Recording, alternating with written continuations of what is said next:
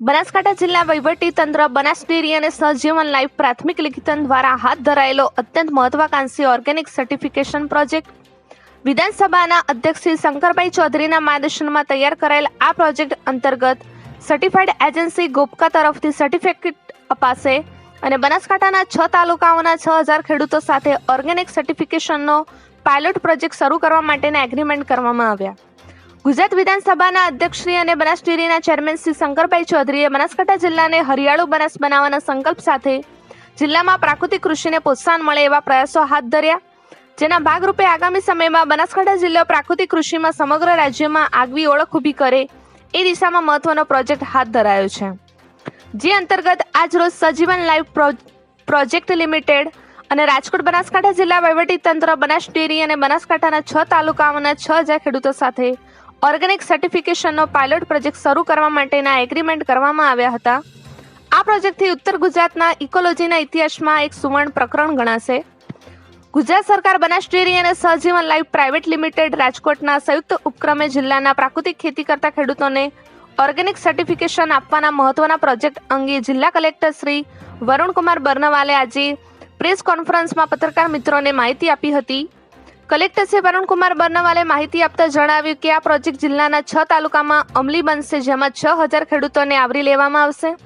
પ્રાકૃતિક કૃષિને વેગ મળે અને જિલ્લામાં વધુને વધુ ખેડૂતો આ દિશામાં આગળ વધે એ માટે ઓર્ગેનિક સર્ટિફિકેશન મેળવનાર ખેડૂતો દ્વારા ઉત્પાદિત ખેત પેદાશોને બજાર ભાવ કરતાં 10% પ્રીમિયમથી સહજીવન ફાઉન્ડેશન દ્વારા ખરીદવામાં આવશે, જેથી ખેડૂતોનો ખર્ચ ઘટશે અને તેમની આવક વધશે।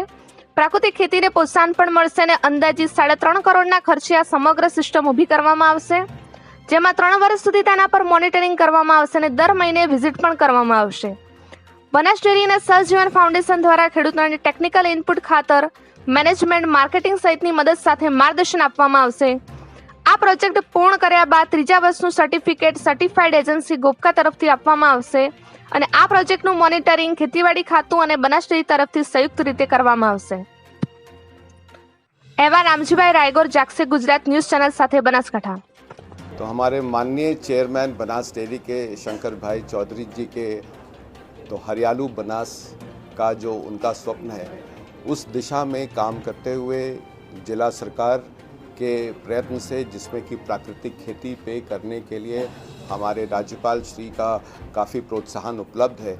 इन दोनों दिशाओं में काम करते हुए 6000 किसानों को बनासकांठा के 6000 हेक्टेयर ज़मीन पर ऑर्गेनिक सर्टिफिकेशन, जैविक सर्टिफिकेशन का ये कार्यक्रम आज बनासकांठा में हम इसकी शुरुआत कर रहे हैं। इसमें 3.5 साल में 6000 किसानों को गोपका का सर्टिफिकेशन उपलब्ध कराया जाएगा और इसमें पहले साल और दूसरे साल में भी जो भी उत्पाद होंगे उसमें बढ़ी हुई दर पर इन उत्पादों का हम प्रोक्योरमेंट कर पाएंगे और इसके बाद तीसरे साल से जब ये प्रोडक्ट्स ऑर्गेनिक्स का सर्टिफिकेशन हो जाएगा तब इन प्रोडक्ट्स को अमूल और बनास के माध्यम से जिला, देश और राज्य के दूसरी जगहों पे भी हम उपलब्ध करा पाएंगे। इससे किसानों की आय में वृद्धि होगी। सॉयल ऑर्गेनिक कार्बन में 0.3 से 1% तक बढ़ाने का जो ये कार्यक्रम है, इसमें अपने पुरखों की खेती के सारी तकनीकों का इस्तेमाल करते हुए अगले 3 साल में हम ये सफ़र तय करने वाले हैं। बड़ा ही ऐतिहासिक दिन है।